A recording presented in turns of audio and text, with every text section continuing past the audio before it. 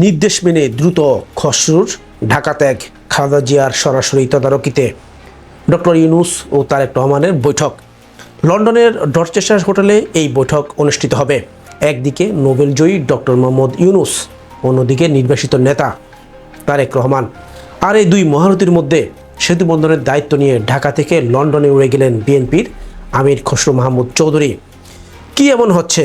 BNP কি তাহলে আলোচনার টেবিলে ফিরছে, নাকি এর পেছনে লুকায়িত আছে আরও বড় কোনো কূটচাল?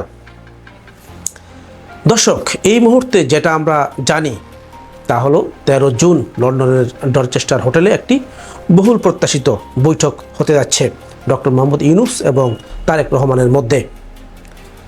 বৈঠকের আগে বিএনপি স্থায়ী কমিটির সদস্য আমির খসরু মাহমুদ চৌধুরী ঢাকা থেকে অনেকটা দ্রুত লন্ডনের উদ্দেশ্যে রওনা দিয়েছেন। তার এই সফরকে ঘিরে রাজনৈতিক বিশ্লেষকরা বলছেন এটি কেবল একটি মিটিং না, বরং একটি মেসেজ। এবং মেসেজটা হলো বিএনপি আলোচনার পথে এগোতে চায়। দর্শক, আপনি যদি ভাবছেন হঠাৎ এত আন্তরিকতা কেন, চলুন এবার বিশ্লেষণে ঢুকি। নিচে কিসের খেলা অপেক্ষা করছে? প্রথম কথা, বিএনপির পক্ষ থেকে এই আলোচনার স্পষ্ট বার্তা এসেছে, তারা সংঘাতে যেতে চায় না। যে নির্বাচনকে ঘিরে এত উত্তেজনা, সেই নির্বাচন যেন অন্তত একটিবারের মতো প্রতিদ্বন্দ্বিতাপূর্ণ হয়, সেটাই তাদের মূল চাওয়া। আর এই চাওয়াকে বাস্তবের রূপরেখা দিতে এবার ডক্টর ইউনূসকে এক প্রকার নেগোশিয়েটর বা মধ্যস্থতাকারী হিসেবে গ্রহণ করেছে বিএনপি। কিন্তু প্রশ্ন হলো, কেন হঠাৎ ডক্টর মোহাম্মদ ইউনূস? উনি কি কেবল একজন অর্থনীতিবিদ, নাকি এই মুহূর্তে আন্তর্জাতিক মহলে গ্রহণযোগ্য এমন একজন ব্যক্তিত্ব যার মাধ্যমে বিএনপি সরকার পক্ষের উপর কিছুটা চাপ সৃষ্টি করতে পারে? দ্বিতীয়ত, বিএনপি জানে রাস্তায় আন্দোলনের চেয়ে আলোচনার মাধ্যমে জয়লাভ এখন সবচেয়ে বেশি বাস্তবসম্মত। খালেদা জিয়ার স্বাস্থ্য, তারেক রহমানের অবস্থান, দলীয় নেতাকর্মীদের দমন পীড়ন, সব মিলিয়ে তারা জানে আরেকটা সহিংসতা খুব বেশি ক্ষতি বয়ে আনবে। সেই কারণেই এখনকার বিএনপির রণনীতি, আলোচনা, বোঝাপড়া সময় চাই। এখানে আবার ভেতরের হিসেবটা আলাদা, সূত্র আলাদা। এখানে আবার ভেতরের হিসেবটা আলাদা।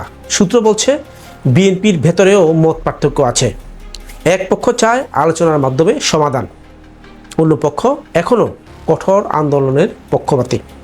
এই দুই পক্ষের টানাপোড়েনেই আপাতত ডক্টর মোহাম্মদ ইউনূসের মতো একজন নিরপেক্ষ কণ্ঠকে সামনে আনা হচ্ছে, যেন ভেতরের বিরোধও কিছুটা স্তিমিত হয়। এখন আসল খেলাটা হচ্ছে সময় নিয়ে।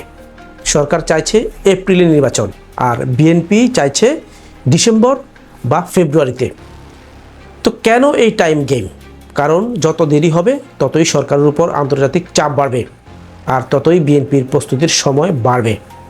আর আপনি যদি খেয়াল করেন, আমির খসরু ভার্চুয়ালি যুক্ত না হয়ে সরাসরি লন্ডন যাচ্ছেন। এর মানে তারা চান আলোচনাটা যেন সরাসরি তদারকির মধ্যে থাকে। একটা ভুল শব্দ, একটা ভুল ইঙ্গিত সব কিছু বদলে দিতে পারে। তাই লন্ডনের আলোচনার মঞ্চটি হচ্ছে এক প্রকার টেস্টিং গ্রাউন্ড। বিএনপি চাইছে আলাপ আলোচনার মাধ্যমে একটা বোঝাপড়ার রাস্তা খুঁজে পাওয়া যাক।